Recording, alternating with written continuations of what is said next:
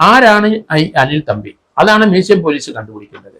അത് ഇത്രയും നാളായിട്ടും കണ്ടുപിടിച്ചിട്ടില്ല. ഇയാളുടെ ജനനസ്ഥലം ഏത്, മാതാപിതാക്കളാര്, ഇയാൾ വ്യാജ രീതിയിൽ എത്ര പാസ്പോർട്ട് ഇയാളുടെ കയ്യിലുണ്ട്, അങ്ങനെയുള്ള വിവരങ്ങളൊക്കെ പോലീസ് കണ്ടെത്തണം. ഇങ്ങനെ ഒരു പണക്കാരനായ വ്യവസായി തിരുവനന്തപുരത്തോ കേരളത്തിലോ ഇല്ല. അതാദ്യം മനസ്സിലാക്കണം. ഇയാൾക്ക് എന്താണ് പോലീസ് പറഞ്ഞാൽ ഇത്ര വലിയ വ്യവസായം?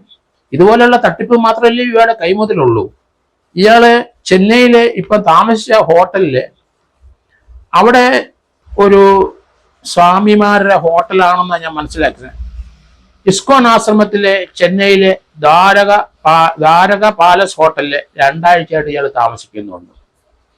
അവിടെ വെച്ച് പോലീസ് അറസ്റ്റ് ചെയ്തെന്നും 16,000 രൂപയോളം ഇയാളുടെ കയ്യിലുണ്ടായിരുന്നെന്നും, ഇയാൾക്ക് പുത്തൻകോട്ട ഫോർട്ട് പോലീസ് അതിർത്തിയിലുള്ള പുത്തൻകോട്ടയിലുള്ള മണികണ്ഠന്റെ അവിടുത്തെ ചില ആൾക്കാർ ഇവിടുന്ന് ഫ്ലൈറ്റിൽ പോയി അവിടെ കൊണ്ടുപോയി പണം എത്തിക്കുകയായിരുന്നു എന്ന് മനസ്സിലാക്കുന്നുണ്ട്. അത്ര വലിയ പണക്കാരൻ ആരാണ് ഇയാളുടെ പിന്നിലുള്ളത്?